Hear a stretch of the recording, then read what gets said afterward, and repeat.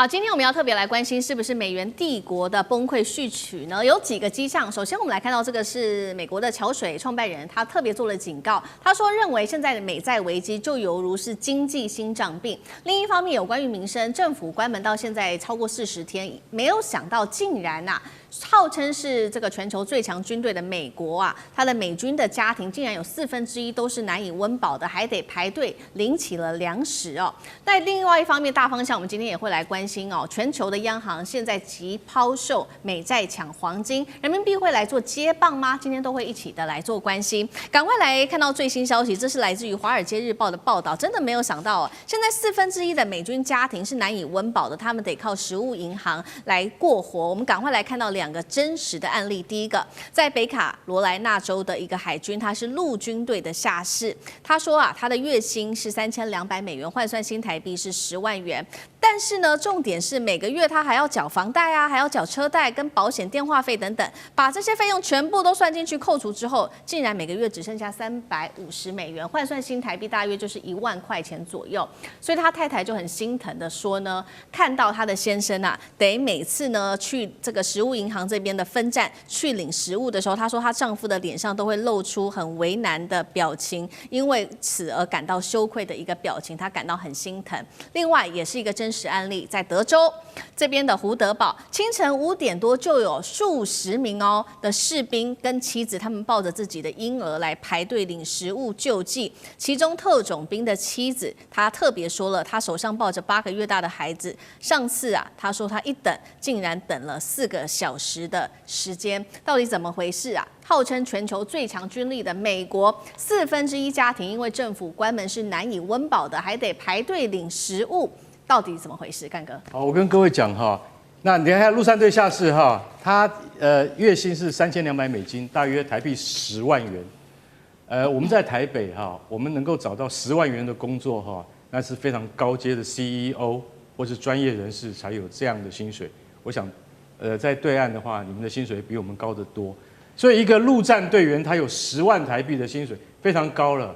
可是美國的生活費就這麼貴扣掉房貸、車貸、保險、電話費，扣完之後，你知道他們家庭剩下多少錢嗎？他太太只剩下350塊美金，大約剩下台幣1萬塊，也就是9%都花在生活費上面，所以連買菜的錢都沒有，只好去基地附近的食品分發站要幹嘛？去領食物食物是什麼？你以為是什麼山珍海味？沒有，美國人最基本常吃的意大利麵，還有什麼各種醬料的罐子，有沒有？像這種醬料的罐子，你這就是罐裝的醬料，你就不用，你就如果買麵包回來的話，你就可以自己涂了，奶油醬料這些東西的，所以這個都是軍人的眷屬可以去領的。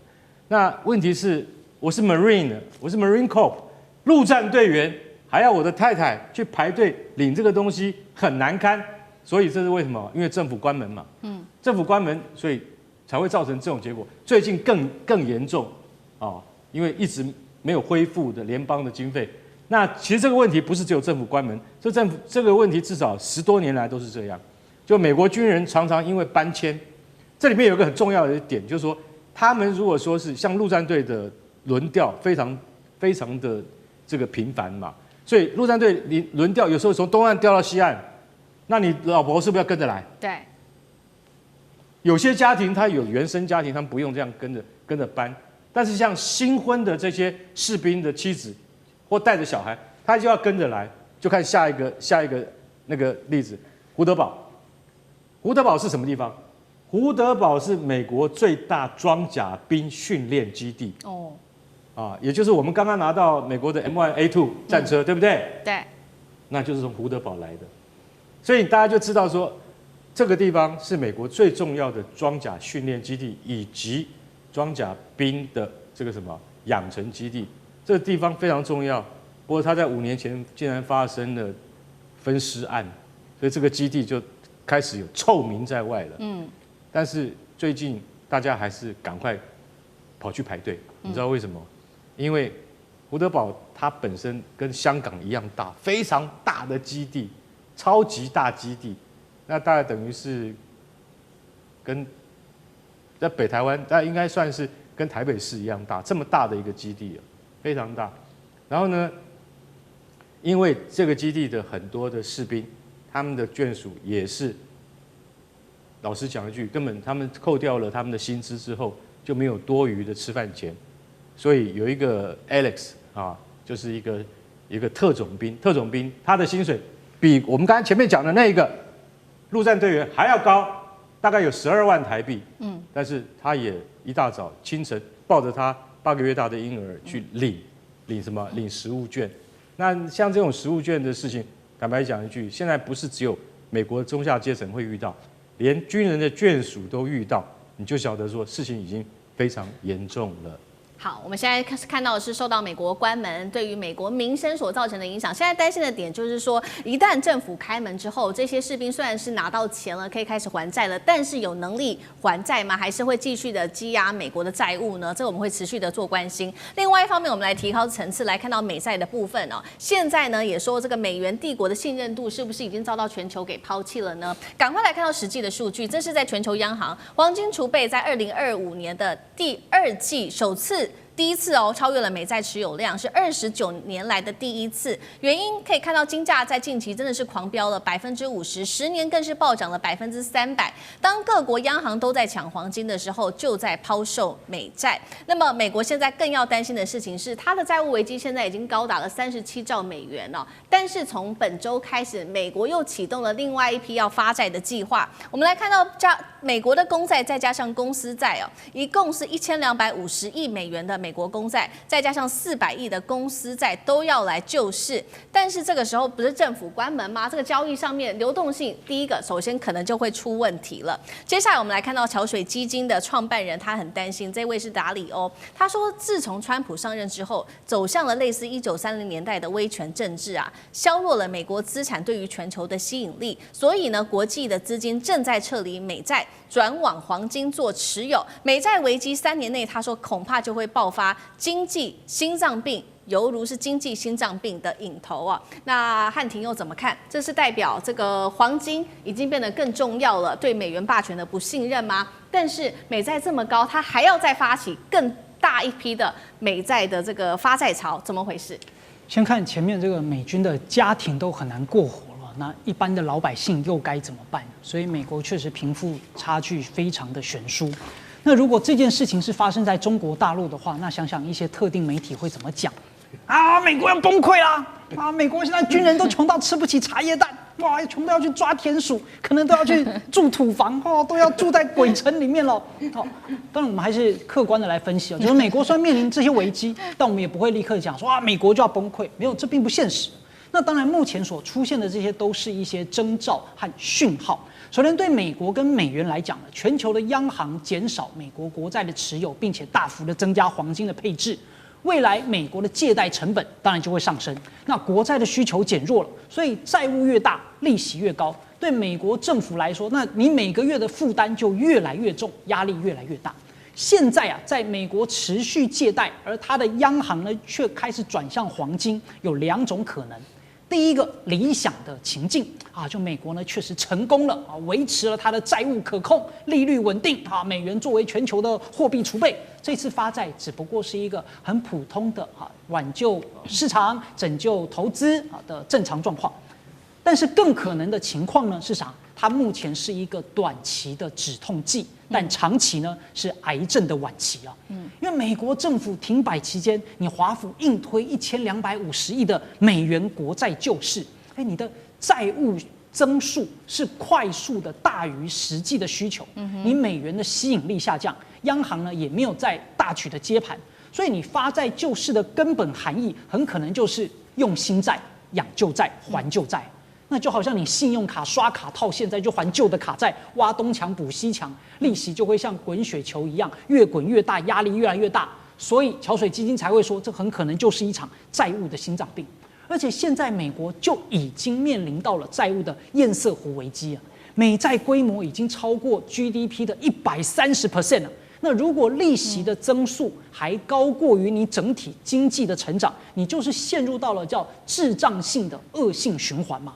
所以摩根大通就警告10年期美債收益率可能衝破6%所以整個債券的價格暴跌那當然這件事情呢，我們說它讓大家關注到調整，就是從美元走向黃金。但這不表示美元霸權就立刻崩解倒台，對，它就像大樓裂縫出現了，但不會立刻倒塌，需要時間連鎖反應，還有其他的政策變动。那麼目前如果你手上還有黃金的，不要急着賣，還會繼續漲。但是未來呢，整體的資產價格跟通貨膨脹的風險都還會持續的上升，因為可想而知，當黃金的價格上漲啊，債券的利率會上升啊，都會影響到股票、房地產企業的這個融資成本。所以对於普通的民眾來說，很可能是房貸的利率未來也會跟着進一步的上升，然後消費、通貨膨脹也都還會進一步的上升。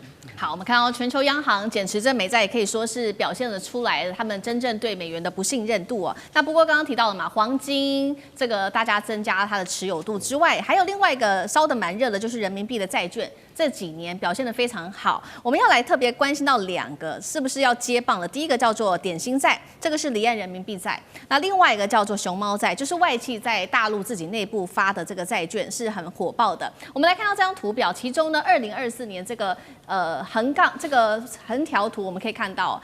最長的那個黃色的這個是2024年熊貓債的發行量首度突破了1.27兆人民幣，創下史上最高。人民幣國際化的氣勢正旺，也代表美元時代會逐漸的謝幕，由黃金、人民幣來聯盟來崛起嗎？將軍怎麼看？我想說，如果說我們一個國家我拿了一張鈔票出來，它也不會就是一張紙，那你憑什麼證明說它有這麼多的購買力？譬如說我今天如果拿了5張1000塊的鈔票，5萬塊哈。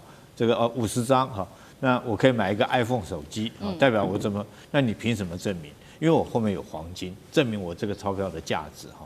那另外一種方式就是我後面除了後面有黄金之外，比如說是漢庭哈，他很有錢，他是世界首富啊，我借錢給他，他拿了一張這個借據給我哈，我後面有漢庭的借據哈，說漢庭我曾經借給漢庭這個1000萬哈。所以說這個借據在這邊，那我今天這個拿這個我印的鈔票去買東西，你會相信我，因為你看到我有這一張漢庭借給我世界首富，欠我的這個債券。那美債就是這種道理，就是說，因為它有這個以美國做擔保的，我借給美國那麼多錢，所以我在台灣或者在其他國家，我發行我自己國家的貨幣，不管是用黄金擔保或者是用美元擔保。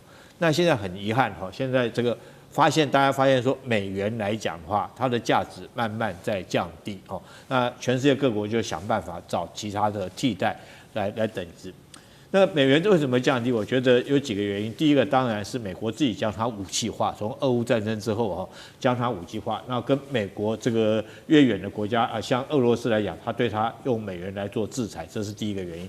第二個，我認為自己美債現在已經高達38兆那麼多哈，那大家會擔心你有一天哦會不會倒掉，這是第二個原因哈。那第三個來講的話，當然是美國關稅這一波操作下來啊，造成這種情形。所以今年來講，黃金漲了50%，有這麼多。所以說事情反常必有妖哈，這妖就是美金出了問題嘛，就是美元出了問題。那當然除了美金如果出了問題，大家第一個是想到是黃金哈，那第二個想到什麼？我想辦法找一個替代的這種能夠有擔保讓我安心的這種債券來代替美元。那這時候大家想到說第二個大國是哪一個國家？就中國哈，中國所發行的債券，可能各國就會覺得說我可以信任你這個中國，因為你後面有強大的經濟實力來做擔保。所以中國現在發行了2種債券，一種就是我們這邊講的點心債，一種叫做熊貓債。對。那點心債是由這個中國財政部、還有地方政府、還有一些企業、還有這個金融機構所發行的，在香港所發行的人民幣離岸的債券哦。那第二個熊貓債是什麼債券呢？熊貓債是這個境外機構，就是境外機構在大陸發行以人民幣為這個單位的這種債券哦。那目前來講，在2024年哈，這個點心債已經發行了1.27兆。那熊貓債發行了7500億這麼多哈，可是後續來講會再繼續增加，因為我目前知道的第一個國家叫印尼哈，印尼它準備做什麼呢？印尼英國媒體已經報道了，印尼準備在明年的時候，它也要發行熊貓債，這個代表說是印尼已經認同。除了印尼之外，還有哪幾個國家？我念給各位聽哈，一個巴基斯坦、斯洛維尼亞哈。這些都已經宣布了哈，計劃在這個發行熊貓券哈，所以代表說是其他各國開始都認同中國的經濟，它就等於說有擔保嘛，我去買你的債券，等於我把錢借給你，那你這個借據哈，我們把債券當作一個借據來看的話，它就有這個保值的價格。當然，在這種狀況之下，一定會推升人民幣在國際上面的一個重要国際化的一個重要因素。好，謝謝酈将軍。那我們休息一下，馬上回来。